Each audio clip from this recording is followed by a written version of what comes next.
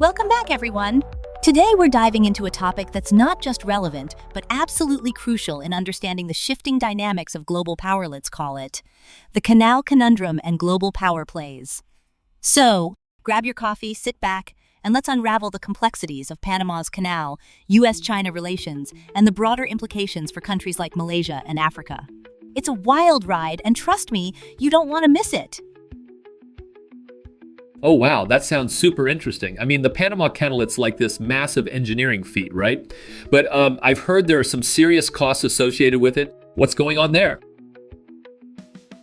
Absolutely. The Panama Canal is a marvel of engineering, but it's also a symbol of geopolitical tension. Recently, the president-elect of Panama has raised concerns about the costs tied to the canal and the influence of China in the region. It's fascinating because, while the canal is a source of national pride, it also brings up questions about sovereignty and control.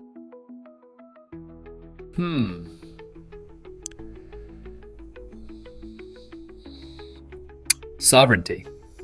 That's a big word. So, does that mean Panama is worried about losing control over its own resources? I mean, it's kind of like when you lend your favorite video game to a friend, and then they start hogging it, right? Exactly. That's a perfect analogy. Just like you wouldn't want your friend to take over your game, Panama is asserting that the canal is under its control. The foreign minister has been quite vocal about this, emphasizing that the canal is a national asset. It's a delicate balance of maintaining sovereignty while navigating international relationships, especially with a powerful player like China. Wow, that's intense. So, how does this all tie into the U.S.-China relations? I mean, I've heard things are getting pretty rocky, especially with the new Trump administration coming in. Right. Ian Bremmer from the Eurasia Group has pointed out that the previous efforts to stabilize U.S.-China relations are likely to fade.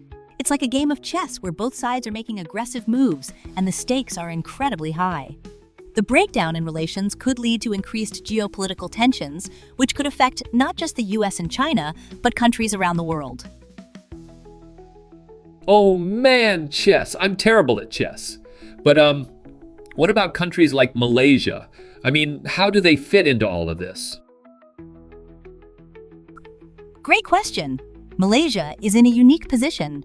With the rising tensions between the U.S. and China, there's a call for Malaysia to maintain a neutral stance. It's like being the referee in a heated sports match. You want to keep the peace while also promoting your own interests. Economists suggest that Malaysia could leverage its Asian chairmanship to enhance trade relationships globally, which is a smart move to promote regional economic integration. Wow, that's really strategic. But what about China's relationship with Africa? I've heard they're really pushing to strengthen ties there. Yes, China has been actively engaging with African nations, and it's a significant part of their foreign policy. Top diplomat Wang Yi has been visiting several countries to solidify these relationships. It's interesting because while China is investing heavily in Africa, Western nations seem to be lagging behind. It's almost like a race to build alliances, and Africa is a key player in that game. That's so fascinating. It's like a global game of Monopoly where everyone's trying to buy up the best properties. But with all these economic slowdowns and tariffs, how is China handling its economy? Exactly. China is facing some challenges, especially with the impending U.S. tariffs. The central bank is gearing up to implement a robust monetary policy to stimulate growth. It's like trying to fix a leaky boat while still trying to sail smoothly. Analysts are predicting potential adjustments, but there's a lot of concern about financial stability. It's a tightrope walk for them. Wow, that's a lot to unpack. So, do you think these tensions will lead to any major changes in the global landscape? Absolutely! The interplay between these nations will shape the future of international relations. It's like watching a complex dance where each step can lead to a new partnership or a potential conflict. The world is watching closely, and the outcomes could redefine alliances and economic strategies for years to come. This is all so mind-blowing. I can't wait to see how it all unfolds.